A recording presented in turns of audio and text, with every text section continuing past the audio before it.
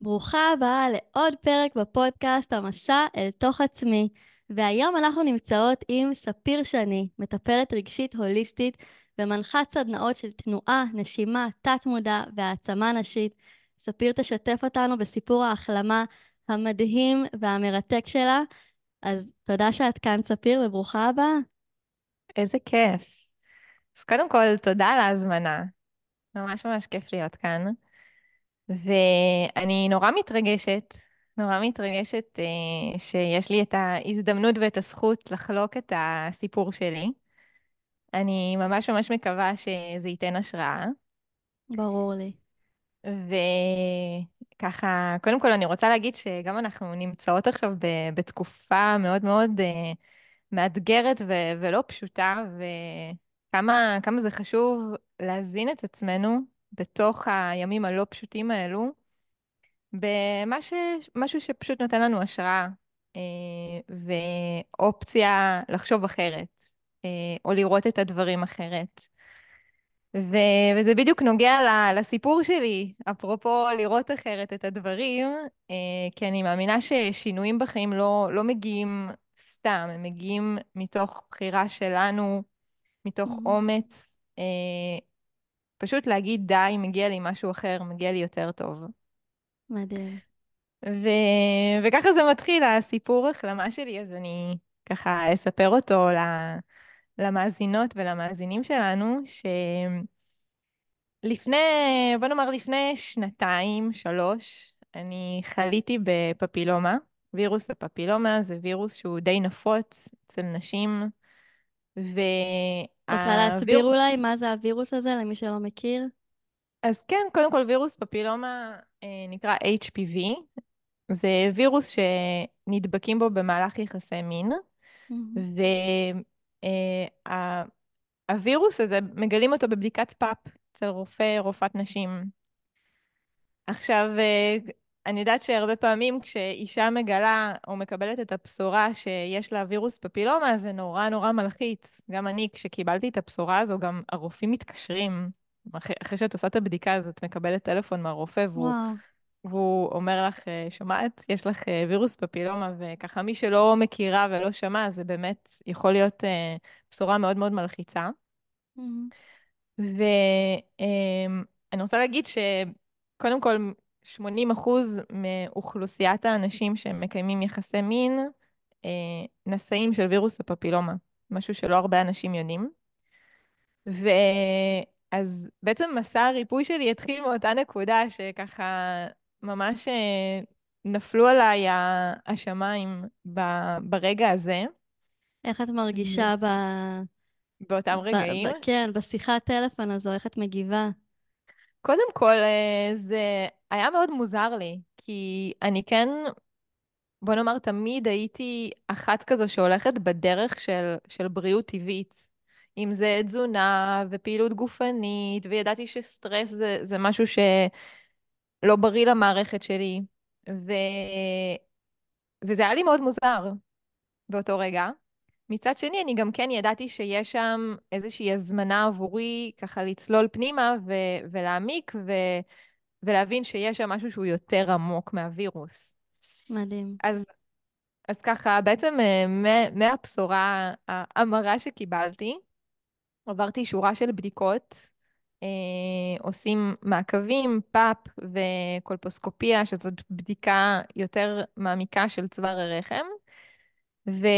ואז קיבלתי בשורה יותר מרה, שהווירוס פפילומה החמיר לתאים טרום סרטניים וואו. בצוואר הרחם. ובוא נאמר ששם כבר באמת אה, הייתי מיואשת ומתוסכלת, ולא הבנתי למה הדבר הזה הגיע אליי. אבל מצד שני, גם אני ידעתי שיש פה משהו יותר גדול שאני אמורה להתמודד איתו. Mhm.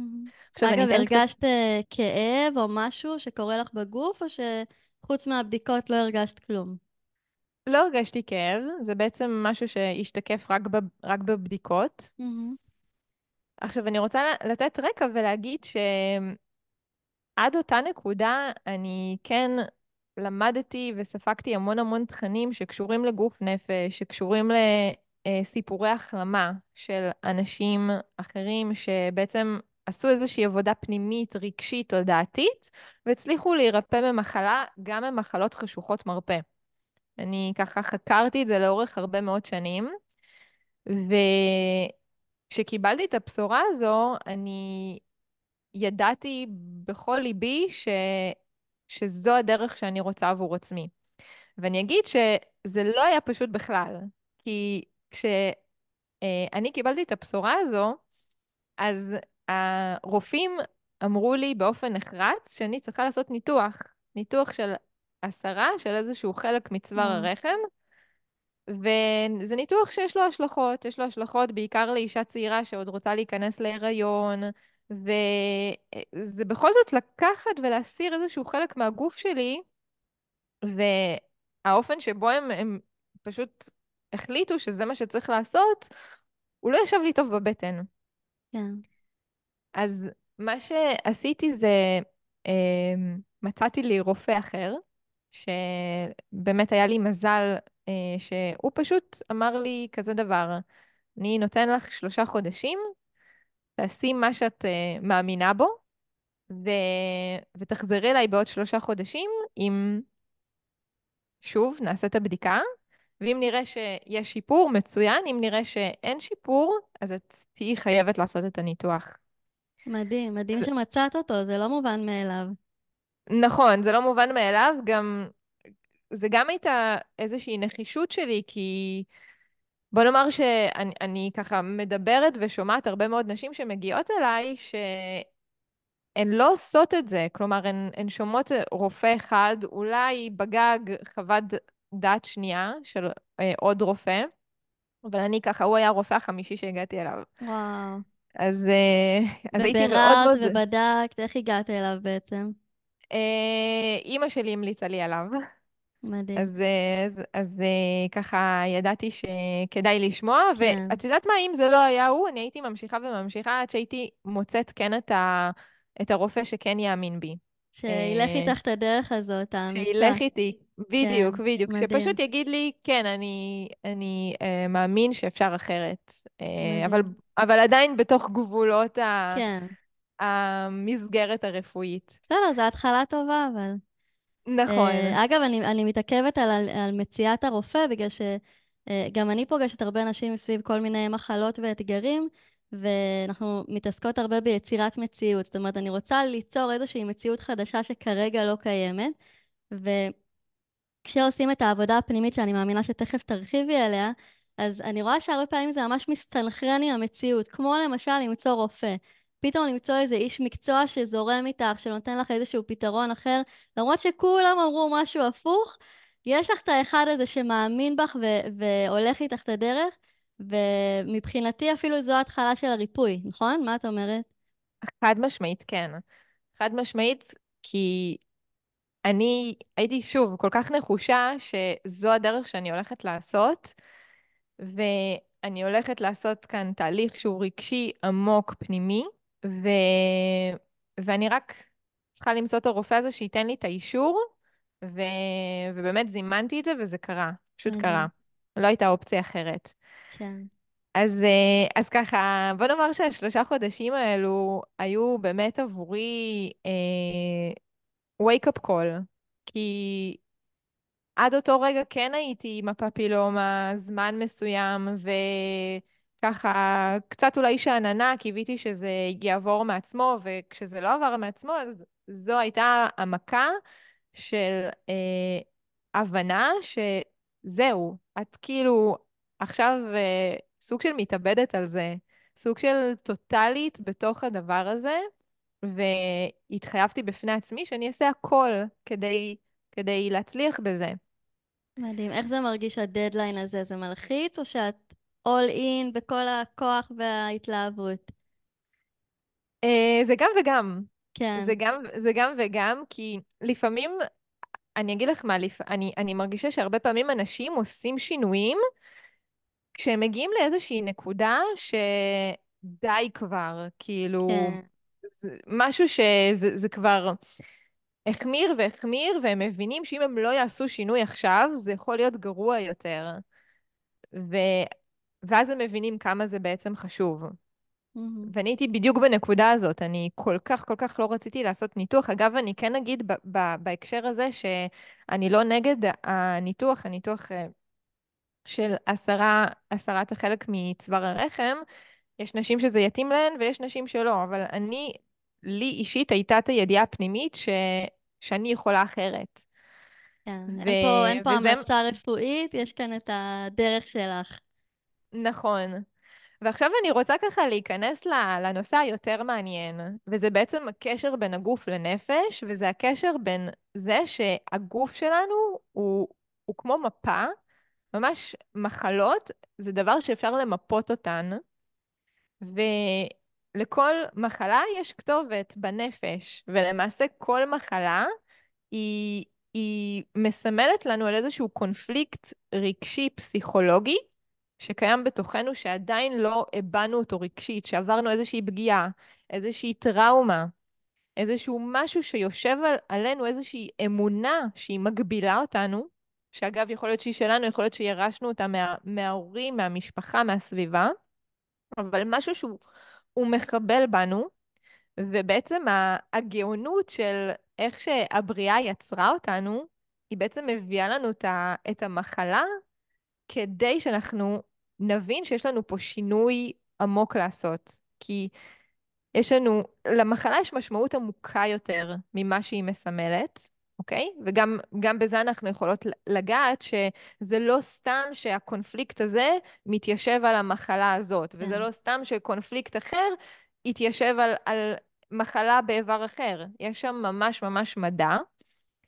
והדבר הכי חשוב להגיד בהקשר הזה זה שאנחנו באנו לעולם הזה כדי לעבור תיקון ולעבור ריפוי, וכשאנחנו מקבלות מחלה, אז אנחנו סוג של מקבלות מתנה, ככה אני מסתכלת על זה. וואו, והמתנה הזו היא ה-wake-up call, הבריאה מדברת איתנו דרך המחלה, והיא אומרת לנו, יש פה משהו עד עכשיו התנהלת איתו והוא לא משרת אותך, והגיע הזמן לשחרר אותו ולצמוח ולפרוח. ו... מדהים. וזה כמו שאנחנו נוסעות ברכב והמד של הדלק מתחיל אה, להעיר שאנחנו צריכות למלא דלק, אז אותו דבר עם מחלה. ככה הגוף שלנו בעצם עובד. זה לא שיום אחד מתפתח סרטן, זה ממש לא ככה, או יום אחד מתפתחת איזושהי מחלה כרונית. זה שורה של אירועים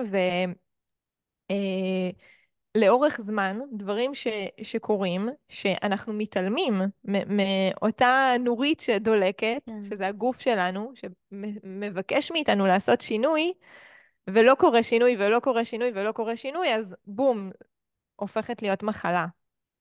מדהים. את יודעת, זה גם מאוד משנה את ההסתכלות על כל המושג הזה של כאב שיש בעולם. כי במבט אנושי את יכולה להגיד, וואו, איזה מחלה קיבלתי, איזה דבר אני אולי צריכה לעבור עכשיו, אולי יש אפילו כאבים בחלק מהמחלות והרבה סבל, אבל כשאנחנו משנות את ההסתכלות לכל מה שאת אומרת, וגם אני משתמשת בזה הרבה, למקום של זה בא לטובתי לא כקלישאה, אלא באמת באמת כרגע החיים שלי במצב הרבה יותר נמוך ממה שיכול להיות. יש לי פוטנציאל הרבה יותר גבוה שאני יכולה לממש אם אני רק ארפא את החלק הזה, את המחלה הזו, ועל הדרך אני ארוויח גם את כל המתנות שהיא באה ללמד אותי בעצם. אז זה מדהים, אני חושבת נותן המון הקלה כשאת מבינה שכל הסיפור כאן הוא להעיר אותך. לא, אין כאן מישהו, איזה ישות, איזה אלוקים שרוצה שתסבלי ושיהיה לך רע ושיהיה לך חיים קשים. בדיוק הפוך. בדיוק הפוך. ואני רוצה כן. לספר באמת את הדבר שגיליתי באותה תקופה. אז קודם כל, באותה תקופה אני חוויתי פרידה מאוד מאוד קשה מבן זוג, שאני מאוד קיוויתי שהוא יהיה הבן זוג שאיתו אני אוכל להגשים את החלום שלי, שזה וואו. להקים משפחה ולהוליד ילדים. ועברתי פרידה מאוד מאוד קשה, שממש שברה לי את הלב לרסיסים, ועוד יותר שברה לי את החלום הזה, כי, כן. כי החלום הזה של להקים משפחה, בום, מתנפץ. ו... ובוא נאמר שגם לא הייתי הכי צעירה ככה מבחינת איך ככה בחברה הישראלית, מי שעוברת את ה-30 פלוס, אז כבר ישר כזה ש... שואלים אותה, אז מה קורה? מה שלום כן, הביציות שלך? והשעון מתקתק, כידוע. וזה עוד דבר שהיה לי מאוד מאוד קשה. אני ממש הרגשתי מה, כאילו, הרגשתי שיכול להיות גורלי ייגזר, איזשהו גורל מר שאני לא אוכל לממש את עתידי כאימא ולייצר זוגיות חדשה ונוספת. ככה זה פרדות, רואים הכל שחור. ובעצם הפרידה הזו, היא בעצם הייתה המקור לאותה מחלה שהחמירה לתאים הטרום-סרטניים בצוואר הרחם. ואז ככה שצללתי עמוק עמוק בתוך תהליך רגשי, אני הבנתי את הקשר. בעצם אני שאלתי את הגוף שלי, מה הכאב הכי עמוק? מה הכאב הכי הכי, אה, הכי הכי משמעותי שכרגע יש? כאב רגשי, לא פיזי. וכאב רגשי, בדיוק. ומה שעלה זה הכאב של הרחם, שהיא בעצם, תחשבי על זה, מה המהות של הרחם כאיבר? להוליד, להביא חיים להביא לעולם, חיים. להביא חיים, ובאותו רגע שהחלום הזה של להקים משפחה מתנפץ, אז הראשונה שתכאב את זה זה הרחם. ולכן גם אותה מחלה באמת התיישבה בצוואר הרחם, שהיא חלק מהרחם. אבל אני רוצה להגיד שבעצם התפתחות של מחלה זה למעשה קונפליקט. למה זה קונפליקט? כי מצד אחד יש שם רצון מאוד מאוד גדול שאני רוצה להגשים, שזה להקים משפחה, ומצד שני, יש שם חוסר אמונה שזה אפשרי, Mm, וזה הקונפליקט. יש שם וכשיש, פער.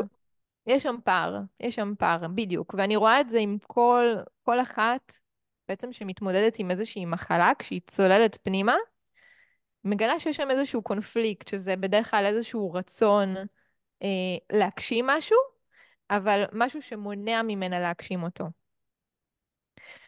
ואז הבנתי, אוקיי, יש לי את הרצון הזה, אבל יש בי חסם, חסם שזה לא אפשרי, כי אני כבר פספסתי את הרכבת, כי מה הסיכוי שאני אמצא עכשיו זוגיות, וכולי וכולי. אוקיי, היו שם כמה וכמה חסמים. והייתי צריכה לנקות את זה ברמה הרגשית, ממש ממש לשחרר אותם ברמה הרגשית. וכשאני אומרת את זה, אני ממש מתכוונת להבעה רגשית פיזית.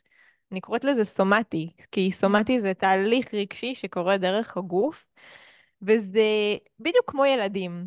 איך ילדים, כשהם חווים עכשיו משהו מאוד מאוד גדול וכואב, הם פשוט בוכים, כן, צורכים, עושים איזשהו, הרבה פעמים זה יכול להיות התקף טנטרומים, זה משהו מאוד מאוד גדול שקורה להם, כן. אבל אם תשימי לב, הם מביעים את זה דרך הגוף, נכון. אוקיי? זה יכול להיות לרקוע על הרצפה, לצרוח, לבכות, או לרקוד לרעוד, משמחה. או לרקוד משמחה, בדיוק, בדיוק. כן. ואני אומרת כזה דבר, שאיפשהו אנחנו כמבוגרים, קצת שכחנו את החוכמה של הגוף.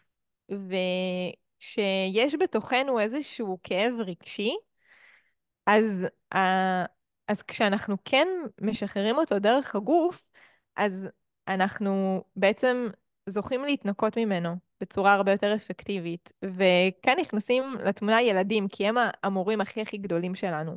ממש. ממש ממש אפשר ללמוד מהם את העניין הזה של איך לשחרר, איך לבכות. אז, אז זה מה שזה. מדהים. את ו- יודעת שאני, כל תקופת ההחלמה שלי, שאני אשתף עליה בהמשך, זה קראתי את הספר נרשם בגוף, בטח את מכירה אותו. כן, מכירה? זה ספר שממש מדבר על זה שהטראומה בסוף היא נרשמת בגוף, ולא מספיק רק לדבר על מה שחוויתי או על קושי שלי, צריך גם לפרק את זה בגוף. אז אהבתי את החיבור שעשית בדיוק, עם הילדים, שזה ממש זה. זה בדיוק. בדיוק, אז זה גם משהו שאני עובדת איתו בקליניקה. אני מטפלת דרך נשימה מעגלית ודרך מדהים. תנועה ודרך תת-מודע, ואלו כולם כלים שעוזרים לאותו בן אדם לגעת לאותו שורש של כאב רגשי ולשחרר אותו. עכשיו, אם תשימי לב, אמ, בעצם מה שקורה זה כשאנחנו, באותם רגעים שאנחנו עוברים איזושהי טראומה או איזשהו כאב, כמו שאת אומרת, הוא נרשם בגוף, והוא ממש ככה, הגוף שומר אותו בתוך הזיכרון התאי, ונוצרת שם איזושהי חסימה. עכשיו, החסימה האנרגטית הזו היא זו שבעצם מושכת את אותה מחלה, ו... והיא מתנקזת לאותו אזור, לאותו איבר. ואני גם אוהבת להסתכל על זה בהקשר של מים, כי קודם כל הגוף שלנו מכיל כמויות גדולות של מים, בין אם זה 80% ומעלה או יותר, וכשהמים בתוכנו נמצאים בתנועה, בזרימה, כי יש לנו מערכת של אנרגיה, שפשוט האנרגיה הזו היא זורמת, זה דבר שהוא נמצא כל הזמן בתנועה. ואותם מים שנמצאים בגוף שלנו באותו אזור שנחסם, הם הופכים להיות כמו מים עומדים. והמים העומדים האלו, מים עומדים בטבע הם מים שהם עכורים, מסריחים, מלוכלכים, ו... וזה בדיוק מה שקורה בתוך הגוף שלנו, כשיש שם איזושהי מחלה. הגוף הוא רוצה לשאוף לתנועה, לזרימה חופשית של אנרגיה. אז כשאנחנו בעצם מביעים רגשית את המטענים הרגשיים שקיימים בנו, וממש נותנים לזה את החופש להשתחרר, אז גם המים זורמים ומתנקים באותו אזור. מדהים. אז בעצם קודם כל אני ממש אוהבת את הדימוי הזה למים, זה מאוד מסביר מה שקורה בגוף. במרכאות הריקבון הזה, וכאילו משהו פה תקוע, ממש פיזית, כן? זה לא סתם, נכון? משתמשים הרבה בביטוי, אני מרגישה תקיעות באיזשהו תחום, משהו בחיים, אבל זה קודם כל מתבטא גם בגוף, ובסוף אנחנו רואים את זה בשטח בכל מיני מחלות, אז זה ממש חשוב להבין את זה בכלל, איך המערכת הזו עובדת. מעניין אותי לשמוע אם את עושה את התהליך הזה לבד, עם איש או אשת מקצוע, איך הולך התהליך הפנימי הזה, כי זה משהו מאוד מאוד עמוק והייתי אומרת אפילו כואב ומשמעותי. את מרגישה שאת צריכה תמיכה או שאת עושה את זה לבד? אז כשאני הייתי צריכה להתמודד עם אותה מחלה, אז אני נעזרתי במטפלים ואנשי מקצוע, אבל חשוב מאוד מאוד להגיד שמטפלים הם בעצם מלווים אותך בתהליך, הם לא עושים את התהליך עבורך, וגם אני היום בתור מטפלת ומלווה נשים באותם תהליכים, אני כאן כדי לתת את הכלים, אני כאן כדי לתת את המרחב הבטוח והאוהב והמוגן כדי לצלול ולעשות שם את החקירה הפנימית הזו, וגם כדי להביע את אותם מטענים רגשיים, אבל יש המון המון המון עבודה אישית שלנו בתוך התהליך הזה. לגמרי. אז, אז זה כן, אז זה גם אחריות שלנו, ככה באמת לרצות ולהאמין שזה אפשרי. אבל אני באמת יכולה להגיד ולהעיד על המון המון סיפורים, סיפורי החלמה שקרו, ולאו דווקא רק מפפילומה ומה שאני התמודדתי איתו, אלא בכלל, באמת מכל כך הרבה מחלות וגם מחלות שהן חשוכות מרפא, שאנשים מצאו לזה מרפא דרך העבודה הרגשית ודרך העבודה התודעתית. אני גם רוצה עוד להגיד דבר חשוב בהקשר הזה, שאני רואה ריפוי כמשהו שהוא הוליסטי. כלומר, אני שמה לב, יש לפעמים מטפלים שהם מאוד מאוד שמים דגש מאוד מאוד גדול רק על תזונה. אוקיי? מהמם. עכשיו תזונה כמובן זה מאוד מאוד חשוב לבריאות שלנו, זה תומך בנו, בחיוניות שלנו, אבל זה לא הכל. חד משמעית. או באיזה שהם עזרים כמו דיקור או כמו צמחי מרפא, שזה נהדר, זה מאוד מאוד תומך בגוף שלנו, אבל זה לא הכל. ו, אמ, וממה אני ככה למדתי ומרגישה שזאת האמת שאני רואה וחוקרת ולומדת, זה של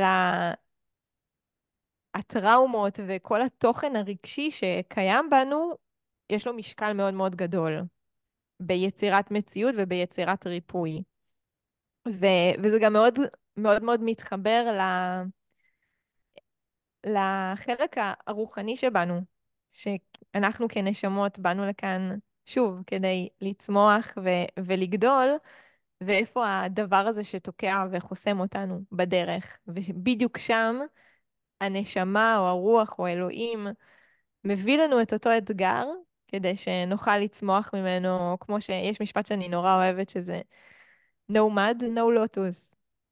אין בוץ, יפה, פרח הלוטוס לא יצמח, לא כן, יפרח. ממש. אני אוהבת את המשפט, קראתי בזוהר, נתרגם את זה לעברית, שהוא אומר, אין אור היוצא אלא מתוך החושך. צריך את החושך, את הכאב, כדי להצמיח את האור שלנו, כן? וזה ממש אני מרגישה לפעמים כמו איזה יהלום כזה, שצריך ללטש עם הכאב והקושי וכל מה שחווינו ועברנו בחיים. נכון, וזה ממש... ואני מסכימה לגמרי שזה תהליך הוליסטי בסוף כולל את כל החלקים שלנו. אני אשתף שהמחלה שאני מרפאה, זו מחלה שהיא כאילו לכאורה רק מחלת גוף, תזונה, כן? זה סוכרת סוג אחת, שזה בעצם הרבה סביב הנושא של אוכל ותזונה וכושר וכל הדברים האלו. ובאמת בהתחלה כשהחלטתי שאני מרפאה את זה והופכת את העולם בשביל זה, אז התחלתי באמת עם הבסיס של לשנות את תזונה. הבנתי, גם כאן קיבלתי כאפה, שבאמת השתוללתי עם האוכל, הייתי אחרי לידות וזה. אכלתי מה שבא לי, לא זזתי, לא עשיתי כלום. אז אוקיי, התחלתי לשמור על התזונה ולחקור ולבדוק מה באמת מתאים לסוכרתיים, ובאמת התחילו להתאזן המדדים. אבל אחרי תקופה שאמרתי, אוקיי, זהו, הבראתי, הכל טוב, וזה חזר לקדמותו. וכאן הבנתי שאני צריכה לעשות עבודת עומק הרבה יותר משמעותית, וזה היה כל הסיפור של להבין את המקום של התודעה, ושל מה תקוע לי בחיים ואני צריכה לשפר, וכל מיני טראומות ילדות שגיליתי במהלך הדרך שהיו לגמרי מודחקים, ממש שכחתי לגמרי שעברתי פגיעה מינית בילדות.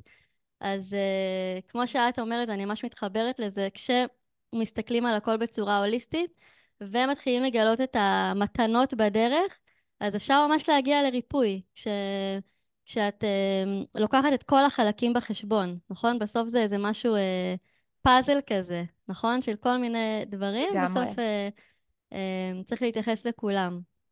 אז לגמרי. כן, אז בואי תמשיכי לשתף אותנו. אז את מגלה אז בעצם שהכל סביב הפרידה והפחד של הרחם, שאולי לא תוכלי להביא חיים לעולם. מה קורה איתך? נכון, ובאמת באותה נקודה, זה אמ, ככה הרגשתי שכל החיים הכינו אותי לאותו רגע, אם זה וואו, על ידי זה שלמדתי וחקרתי על סיפורי השראה אחרים, ידעתי שכל מה שאני נדרשת כרגע לעשות זה פשוט להשתחרר ולנקות ולהביע רגשית, ובאמת יצאו ממני כמויות של, של רגשות כמו עצב אבל ותסכול וייאוש וחוסר אונים ופחד וחרדה, חרדת נטישה, וכל זה פשוט הבעתי, הבעתי דרך הגוף. והרגשתי לאט לאט איך אני ככה משתחררת. עכשיו יש משהו מאוד מאוד יפה ברגש. כשאנחנו בתוך הסערת רגשות, אנחנו לא רואים את העולם בצורה אובייקטיבית. אנחנו הרבה פעמים נסחפים לתוך איזשהו סיפור של כל, כאילו כל העולם מת עכשיו והכל אבוד ואין תקווה ומשהו כזה מאוד מאוד דרמות. דרמטי. בדיוק. אבל מה שיפה, ואני עוד פעם חוזרת לנקודה של למה ילדים הם המורים הכי גדולים, בעיניי, זה כי, שימי לב, ילדים הם נכנסים לדרמה מטורפת, אבל תני להם כאילו רגע לבכות את כמה שהם צריכים לבכות, ואז בום, כאילו, הם יכולים אפילו לצחוק אחרי 5 דקות, כאילו כלום לא ממש. קרה. וזה משהו שהוא נורא נורא יפה, אמרתי, טוב, אני אלמד את הגוף שלי לעשות את זה.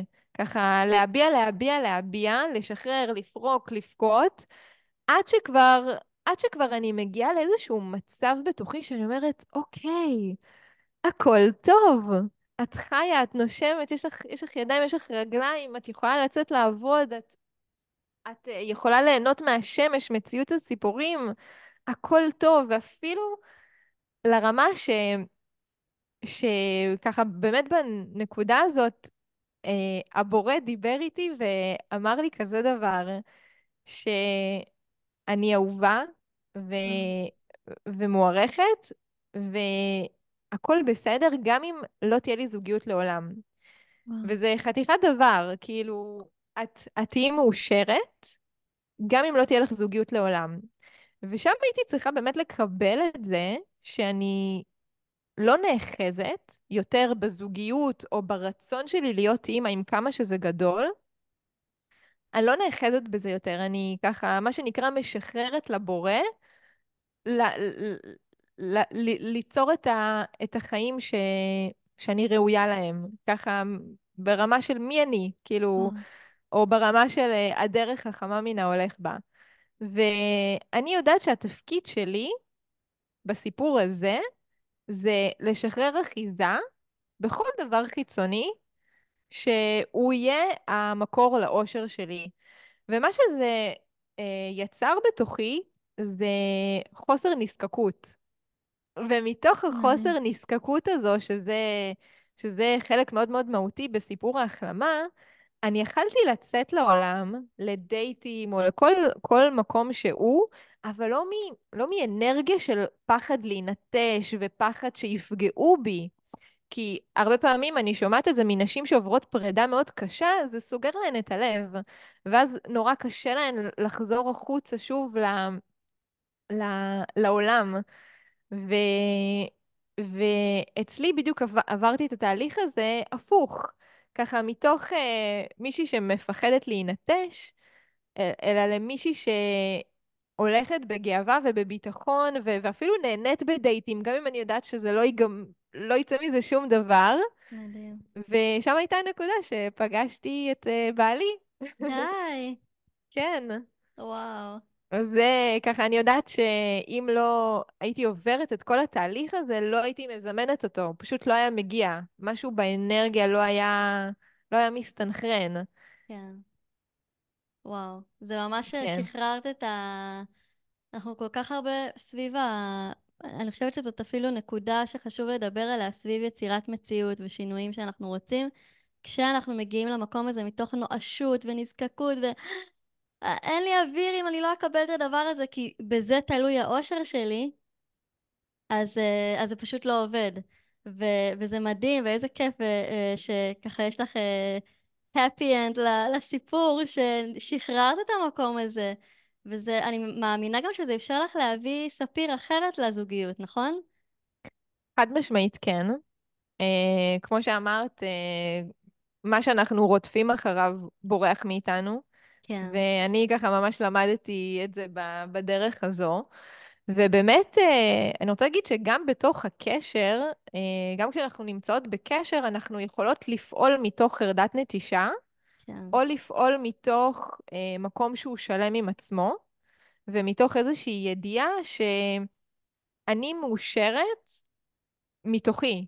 האושר מגיע מבפנים ולא מבחוץ. וזה מדהים. משנה את כל הדינמיקה, זה משנה את כל המערכת יחסים. זה משנה את זה אני נותנת דוגמאות של נשים שמגיעות אליי, שהן נמצאות בחרדת נטישה בתוך הזוגיות, וזה כל כך כל כך חזק שהן לא שמות לב שהזוגיות הזו יכולה להיות רעילה, ואפילו יכול להיות שם גבר שפוגע בהן, הן לא ישימו לב לזה, הן לא יראו את זה, כי הן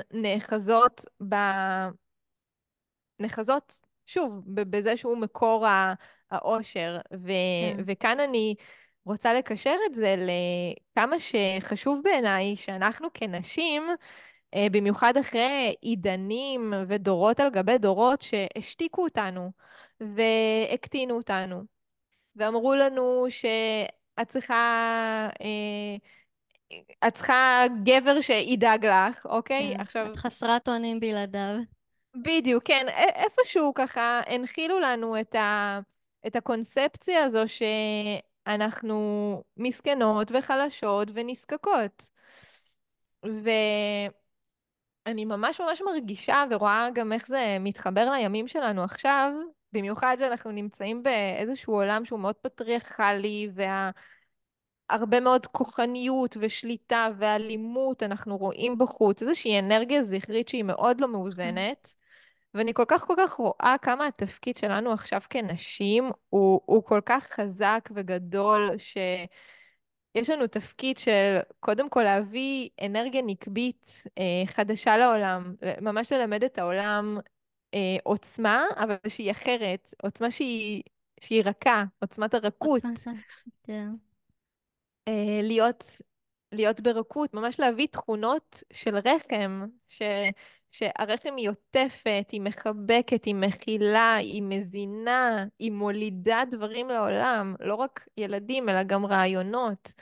ולהביא את כל התכונות הנקביות האלו שהן קיימות בנו בילט-אין, להביא לעולם, ככה עולמנו הדואב ממש ממש זקוק לאנרגיה נקבית חמה, מכילה ועוטפת כזו. וזה זה גם ככה מאוד מאוד קשור לריפוי. גם כדור הארץ, גם האנושות עוברים כרגע ריפוי. ואני רואה את זה, איך ככה התפקיד שלנו כנשים זה באמת להביא את הקול שלנו, לבטא את עצמנו, ככה כל אחת שתתחבר למתנות שהבורא נתן לה ותביא אותן לעולם, יש לזה כל כך הרבה ערך, ושכל אישה תתחבר לרחם שלה, הרחם זה מקור הנשיות, מקור האינטואיציה, הבטן. כשאנחנו אומרות, יש לי תחושת בטן, כן. אז תחושת הבטן הזו היא ממש ממש מסונכרנת עם העולם הגבוה, עליונים ותחתונים, מתנקזים לתוך ההקשבה שלנו, להקשיב לאינטואיציה. מדהים. ו, וזה גם ככה מתחבר לי בסיפור שלי, שלא סתם הרחם שלי היא זו שקיבלה את כן. המחלה, כי היה לי שם ממש ממש בקשה להקשיב יותר לגוף, להקשיב יותר לרחם, ללכת עם הידיעה הפנימית הזו, גם אם הסביבה לא תומכת, והסביבה לא תמכה, כן? והסביבה, בואי בוא נרחיב נדבר על על זה זה. רגע, על כן. הסביבה. מה התגובות שאת מקבלת בכלל על הבחירה בדרך אלטרנטיבית ולא קונבנציונלית? מה קורה שם? מה אומרים לך? וואו, וואו, אז קודם כל, כן, הסביבה בהחלט לא תמיד תומכת, במיוחד כשאנחנו מביאות איזה שהן רעיונות שהן חדשים, שעוד אין להן תוקף ממסדי או רפואי, ולסביבה קשה לקבל את זה, כן? ואם זה, בוא נאמר, אנשים שהם קרובים לנו כמו ההורים, אז, כן. אז, אז יכול מאוד מאוד לגעת בנו ולהיות מאוד מאוד כואב, וזה לא דבר פשוט. אה, כשהאנשים הקרובים לנו לא תומכים בנו. במיוחד שזה נעשה מכוונות טובות, הם בסך הכל רוצים לראות אותנו בטוב. נכון, וזה ממש כן חשוב לדעת את זה, לדעת שהם סך הכל מדברים מתוך עד כמה שהם מאמינים שהם יכולים להגיע, בדיוק. אבל הם באמת אומרים את זה, אני בטוחה, מתוך כוונה טובה. אבל מאוד מאוד חשוב לעשות איזושהי הפרדה ולהבין שאם אנחנו רוצות להגשים משהו בחיים שלנו, אז ממי אנחנו רוצות ללמוד? מאנשים שהצליחו לעשות את זה, או מאנשים שלא הצליחו לעשות את זה? כן. חד משמעית. זה המדד. אה, זהו. זה המדע, בדיוק. אוקיי, אז ב- את מקבלת תגובות, ומה את מגיבה? את לא מגיבה? זה מחליש אותך? מה את עושה עם זה? אני פשוט מחליטה ככה, קודם כל להיות מאוד מאוזנת בכך שאני מקבלת את התגובות ואני לא הופכת את זה לאיזושהי דרמה או ככה לא לוקחת את זה אישית, אני מפרידה, יודעת שזה שלהם וזה לא קשור אליי, זה לא שלי. ואוספת את עצמי, לוקחת נשימה עמוקה וממשיכה את המסע שלי. ושוב, הדבר הכי חשוב בעיניי הוא לתת להדרכה הפנימית להוביל אותנו. ואם יש הדרכה פנימית ואינטואיציה שאומרת ויודעת שמגיע לנו משהו מסוים, ובמקרה שלי זה לרפא את הגוף שלי ולייצר זוגיות שאני אוהבת, זוגיות שהיא בריאה, אז זה מה שמדריך אותי, ואני הולכת עם זה עד הסוף. מדהים. זה ממש, אני מרגישה, כמו, דיברת גם על הרחם וכל התבונה הנשית הזו, זה ממש מקום, בכלל כנשים, אבל אני חושבת שזה נכון לכל האנושות, שהאדם יודע מה נכון לו, כל אדם ספציפית יודע מה נכון לו, אין איזושהי דרך אחת שנכונה לכולם. אם דיברת על ילדים, אז זה ממש מחזיר אותי לבית ספר. מה זה בית ספר? זה כיתה אחת, מורה אחד, 30 תלמידים. בואו תקבלו תבנית אחת איך העולם עובד ואיך צריך להיות ואיך מתנהגים. וכל השאר, או שאתה חלש ואתה לא טוב בלימודים, או שאתה כל מיני דברים, אתה שונה, אתה מוזר, אתה לא כמו כולם. ו... ואני חושבת שאנחנו ממש מחזירות את המקום הזה לעצמנו, שאני יודעת מה טוב לי, אני קוראת לזה אני הסמכות הפנימית שלי, ואם נכנס בי איזשהו קול שאומר, לכי תעשי את זה בדרך שלך, לכי תרפאי את זה בדרך שלך, תנסי, את יודעת מה, מקסימום תיכשלי, לפחות תדעי שניסית.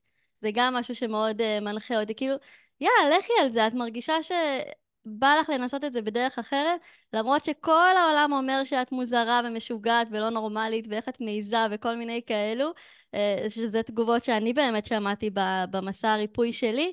תחשבי שריפוי סוכרת סוג אחת זה לא כמו סוכרת סוג שתיים.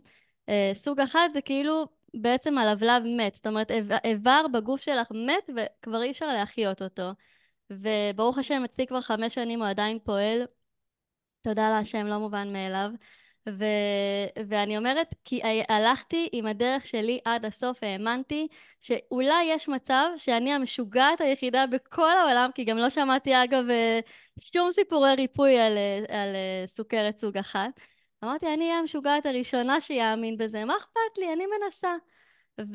והנה, הדרך מוכיחה את עצמה, ואני, מה שמדהים שבדרך גם פגשתי עוד אנשים שמאמינים בדרך הזו, ממש פתחנו קבוצת וואטסאפ ואנחנו מדי פעם מדברים, נפגשים, עוד אנשים שאיתי בתודעה מחזיקים את התודעה הזו, שאפשר לרפא את זה. אז אולי זה המקום גם להגיד שחשוב כל כך להקיף את עצמנו באנשים שכן מאמינים בדרך שלי, שכן הולכים איתי עד הסוף. מי הייתה הסביבה התומכת שלך בתקופה הזו, שאת וואו. בתהליך הריפוי? זה כל כך נכון באמת להקיף את עצמנו בסביבה תומכת, והסביבה שהייתה לי באותה תקופה זה החברים הקרובים שלי. הם ככה היו שותפים לתהליך שאני עוברת. זה לא משהו שרציתי לדבר איתו עם כל אחד, כן, במיוחד גם כשאני בתוך המחלה ובתוך הדבר הזה, אז ככה באמת אנשים מאוד מאוד בודדים נכון, שבחרתי בפינצטה ידעו על מה שאני עוברת. ו... ותמכו בי, והיה לזה המון המון ערך לתמיכה הזו. מדהים, חשוב כל כן, כך. אה, ממש חשוב. כן, גם האמונה, גם עצם זה אני חושבת שבאמת הדבר אבל שהכי הכי תמך בי, זה, זה פשוט לשמוע סיפורי השראה של אחרים. ספציפית במחלה שלך או באופן כללי? שבאופן כללי, ואני ככה באמת יודעת להגיד שיש אנשים שהצליחו לרפא מחלות חשוכות מרפא חד בדרך משמעית. טבעית והוליסטית. אז ככה זה מאוד מאוד החזיק אותי שאם הם יכולים, אז גם אני יכולה. והאמונה הזו זה באמת משהו שמאוד מאוד החזיק אותי. ואני רוצה להגיד שיכול להיות שככה מאזינות שומעות אותנו עכשיו, הן אומרות או שואלות, איך אפשר לדעת אם אני בדרך הנכונה, או איך אפשר ככה לדעת מה נכון לי, או מה הגוף אומר לי. כי לפעמים זה יכול להיות מאוד מפחיד, ולהיות באיזושהי סיטואציה שרופא בא ואומר לך, את חייבת לעשות ניתוח, או את חייבת לקחת עכשיו כדורים לכל החיים, סיטואציה לא פשוטה. ואני רוצה לענות על זה, כאילו, איך באמת אפשר לדעת מה האמת עבורי? אז אני אשתמש בדימוי של שמיים, ככה, התודעה שלנו היא כמו שמיים, ובשמיים האלו יש עננים, עננים שמפריעים לנו, יכולים ככה להסתיר לנו את השמיים הכחולים. ואותם עננים הם כל מיני רעשי רקע. עכשיו, כדי למצוא את האמת, כדי להתחבר לאמת, כדי להתחבר לאינטואיציה, אני, אני אוהבת לדמות את זה בצורה כזו שכל מה שאנחנו נדרשים לעשות זה פשוט לנקות את אותם רעשי רקע. ואז לא כאילו, מה נשאר שם? שמיים בהירים, תודעה בהירה, אמת. האמת שהיא שלנו. ולנקות את רעשי הרקע האלו, זה, שוב, אפשר לדבר על זה כל כך הרבה, אבל זה קודם כל לנקות את הסביבה שלנו, מאנשים שהם לא תומכים, או עם דעות מסוימות, והרבה פעמים זה גם רופאים, כן, חשוב להגיד את זה, רופאים עם כמה שכאילו הכוונה שלהם טובה אה, ומקצועית, אז לא תמיד זה נכון לנו, חשוב להבין את זה, אוקיי? אז זה הסביבה, וזה גם הסביבה שבה אנחנו חיים בה, הבית שלנו, המשפחה שלנו, התוכן שאנחנו מזינים את עצמנו בו, בין אם זה לראות חדשות או לקרוא ספרים, או איך אנחנו פותחים את הבוקר, אם זה במדיטציה ורוגע ושלווה, או אם זה לתוך סטרס ופקקים וכולי וכולי. אז יש שם את כל הדברים האלו שבעצם מרכיבים את היום-יום שלנו, וכל מה שהוא ככה יוצר לנו או קיבוץ, או סטרס, או פחד, אלו דברים שיכולים להפריע לנו לראות את השמיים הבהירים. מה כן יכול לחבר אותנו לאותם שמיים בהירים ולאמת, זה מדיטציה. זה לקחת רגע שלנו עם עצמנו, לנשום, לצאת לטבע, להתפלל, להתחבר לבורא. ככה להוריד את הקצב. הרבה פעמים אני מוצאת שלהוריד את הקצב, משהו קורה. כאילו נפתח שם איזשהו שער. אז ככה זה משהו שאני הייתי מאוד מאוד ממליצה לעשות, כדי להתחיל לזהות את האמת שהיא שלנו. לשמוע את הקול הפנימי הזה בתוך כל הרעש ובלגן והטירוף של החיים. אז זה ממש זה להיות בנוכחות ברגע, בכאן ובעכשיו. אה, בדיוק. כן, זה בדיוק, להיות בנוכחות ברגע, וגם לתת מקום לילדה הפנימית שבנו, לילדים הפנימיים שבנו, שחווים את מה שהם חווים, חווים את האתגרים של החיים, את המשברים של החיים, ובתוך זה רגע לחבק אותם עם הרבה מאוד חמלה ואהבה, וככה לראות איפה יש בתוכי עכשיו ילדה קטנה, שכל מה שהיא צריכה זה רגע חיבוק וליטוף, יבואו אליה ושיגידו לה, אני רואה אותך, אני פשוט רואה אותך, מותר לך להרגיש, מותר לך לכאוב, מותר לך להיות עצובה. את צודקת שאת מרגישה ככה. וככה ממש לנרמל את זה שהיא מרגישה כמו שהיא מרגישה, ולא לא להדחיק את הרגשות שלנו, וממש ליצור שם איזשהו חיבור ל... לרגש. ו... ולאפשר לו להיות. וזה גם עוד סוג של ניקיון פנימי, כי כשאנחנו מנקים את הדרמות, עכשיו, דרך אגב, למה דרמה רגשית הופכת להיות דרמה רגשית? כי זה מגיע מתוך הדחקה. כאילו, מה קורה כשאנחנו מנפחים את הבלון, מנפחים את הבלון, בום, הוא יתפוצץ. כן. אז ה- המקום הזה של להבין מה חי בתוכי, מה קורה בתוכי, לתפוס את אותו רגש, ופשוט לתת לו מקום ולהכיל אותו, זו מיומנות שאני תופסת אותה כמאוד בריאה, ו... והיא גם מאוד יכולה ככה לשרת אותנו ולהכווין אותנו בחיים. מדהים. זה ממש חשוב. טוב, אנחנו ממש לקראת סיום. אני מרגישה שבואי נעשה רגע איזה closure כזה של הסיפור שלך. את בעצם קיבלת דדליין של 3 חודשים. את עוברת את כל התהליך הפנימי הזה, ומה קורה? הגיע הסוף של ה3 חודשים. נכון, הגיע הסוף של ה3 חודשים והגעתי לאותו רופא שעשה לי את הבדיקה, ו... ואז הוא פשוט אומר לי בבשורות חיוביות שאין כלום. וואו, והוא הגדיר את זה כנס רפואי, כמשהו שהוא מעולם לא ראה, איך יואו, בפרק זמן מאוד מאוד קצר הצוואר הרחם מראה תאים סרטניים, ואחרי 3 חודשים אין פשוט כלום. וואו. זה היה ככה מאוד מרגש ומשמח, מה קורה איתך באותו רגע שהוא מבשר את זה? וואו, אז באותו רגע, כאילו הייתה בי ידיעה שזה מה שיקרה. כן, ידעת כבר אה, כשהלכת אליו שהתשובה החיובית? ידעתי שבעצם בפרק זמן הזה שהקצבנו לי כדי לרפא את המחלה, ידעתי שבאמת עשיתי את כל מה שאני יכולה. וידעתי אני אגיד לך מה, יש אינדיקציה שבעיניי היא עובדת כשמדובר על מחלות. ואני אתן את האינדיקציה הזאת לנו ולמאזינים, שאם יש איזשהו משהו שמפריע לנו ומכווץ אותנו, ובמקרה שלי זה היה הנזקקות והפחד מנטישה והפחד שהרחם שלי לעולם לא תהיה אימא, שאני לעולם לא יממש את החלום שלי להיות אימא.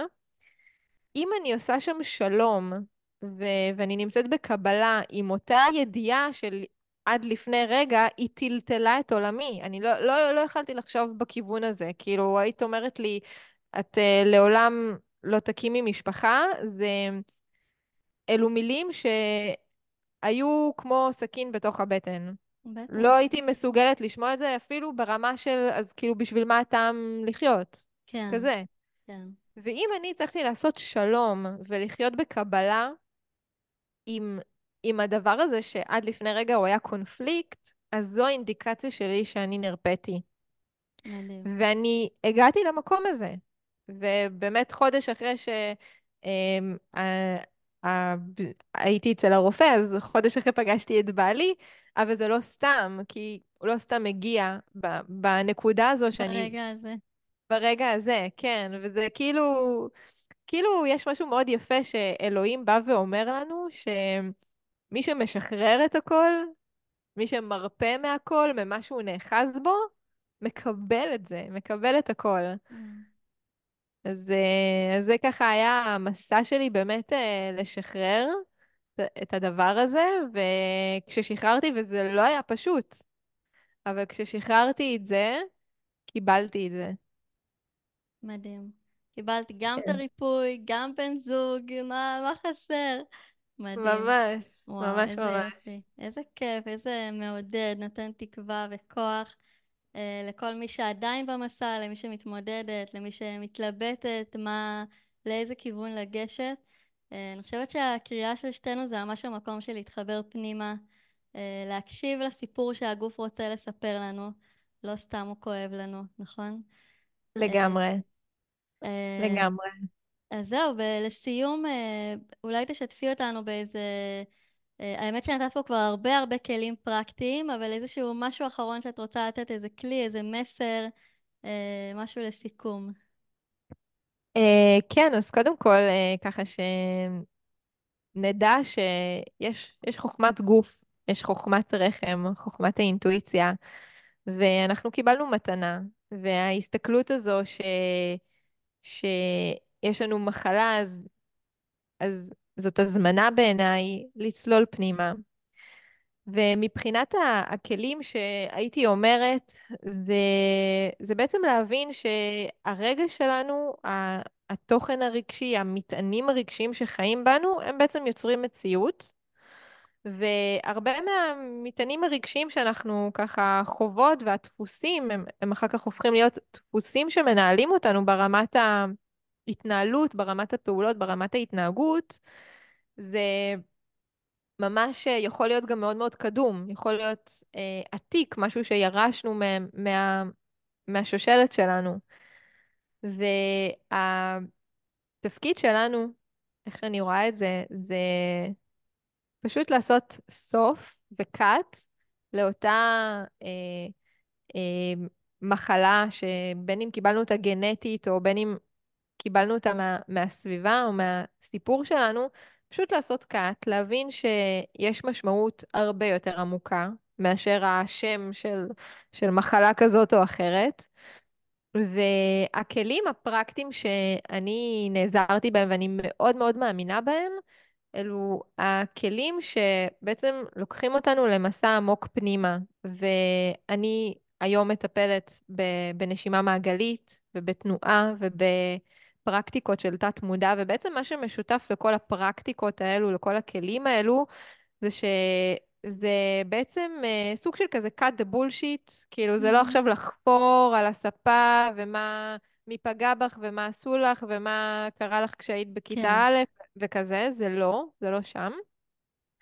זה לוקח אותנו למקום מאוד מאוד עמוק, למקום השורשי, שבו חווינו בפעם הראשונה, מבחינת הזיכרון, גם הפרקטיקה של הנשימה, אני אגיד את זה, היא ממש אלופה בלקחת אותנו לאותם זיכרונות שהדחקנו.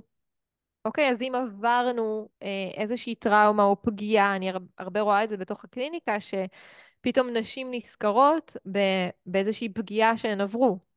וזו כוחה של הנשימה, היא ממש מביאה אותנו לשם.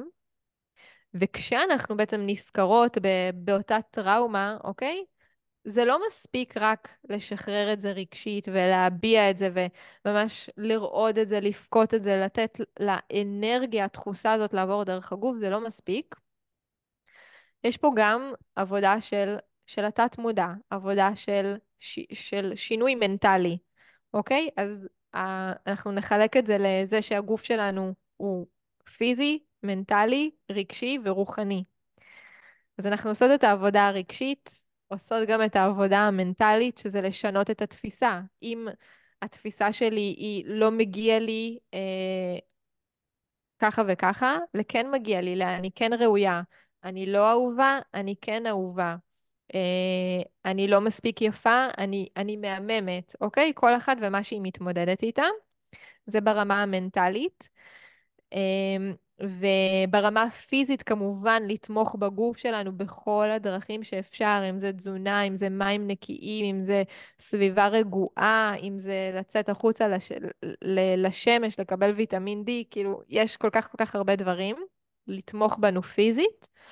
ולתמוך בנו רוחנית ונשמתית, וזה בדיוק התקשורת עם הבורא וההבנה היותר גדולה של הסיפור, למה אני בכלל מתמודדת עם זה, מה הדבר היותר גדול שאני נדרשת ללמוד מבחינת השיעורים הנשמתיים שלי. וזה ככה האוסף של הכל. אז אני באמת באמת ממליצה בחום לכל אחת שמתחברת למילים האלו, לבדוק ככה את התחום של רפואה הוליסטית. יש באמת הרבה מאוד מטפלים ומטפלות שעובדים עם שיטות כאלו ואחרות של או נשימה או של תת-מודע, וככה לצאת לאיזשהו מסע של חקירה פנימי. ואני באמת באמת מאמינה שעם הכימיה הנכונה בין מטפל למטופל, אנחנו יכולים לפרוץ באמת גבולות ולחולל ניסים. וואו, לגמרי, כל מילה. וואו, כן. טוב, ספיר, תודה רבה. איזה סיפור מעורר השראה. ריגשת אותי וסיור. וגם, כן, גם ריגשת אותי וגם, אני חושבת, נתת פה המון המון כלים פרקטיים שאפשר ממש להבין מה עושים הלאה, מה הצעד הבא שלי. כל אחת ואחד שמאזינים ונמצאים באיזשהו מסע או אתגר בחיים, אז הם יכולים ממש לצאת לדרך ולהתחיל לפעול. את רוצה לספר בשתי מילים איפה אפשר לעקוב אחרייך? אני כמובן גם אשים קישור כאן למטה, אבל בואי תספרי בשתי מילים איפה אפשר לשמוע עוד, להכיר, לחוות אותך. אז קודם כל, מי שמרגישה קריאה, אני מזמינה אותה אליי. יש לי קליניקה באזור מרכז, ואני מקבלת אליי נשים שמתמודדות עם איזשהו אתגר גופני, זה יכול להיות פפילומה, אבל לא חייב. ומה שעושות אצלי בקליניקה זה באמת סשן של נשימה, וסשן שהוא מאוד מאוד אינטנסיבי. מי שרוצה יכולה ככה להעמיק איתי לסדרה של מפגשים, או ככה לצאת עם מפגש אחד ולראות מה זה מחולל בתוכה. וחוץ מהקליניקה אני גם עושה סדנאות שבהן אני משלבת גם תנועה וגם ריקוד וגם עבודה שהיא סומטית, שזה הרבה מאוד עבודה של גוף, ודמיון מודרך, והכל זה קורה בסביבה של נשים, שיש סביבה שהיא הרבה יותר בטוחה בשבילנו ככה לגעת בתכנים שהם לא בהכרח פשוטים. ואני ממש מזמינה את מי שמרגישה קריאה, אז יכולה להיכנס ללינק למטה וליצור איתי קשר. מהמם. אז ספיר שני, תודה רבה שהיית איתנו. תודה על המתנות שלך, תודה על הדרך שלך, ואנחנו ניפגש בפרקים הבאים בפודקאסט.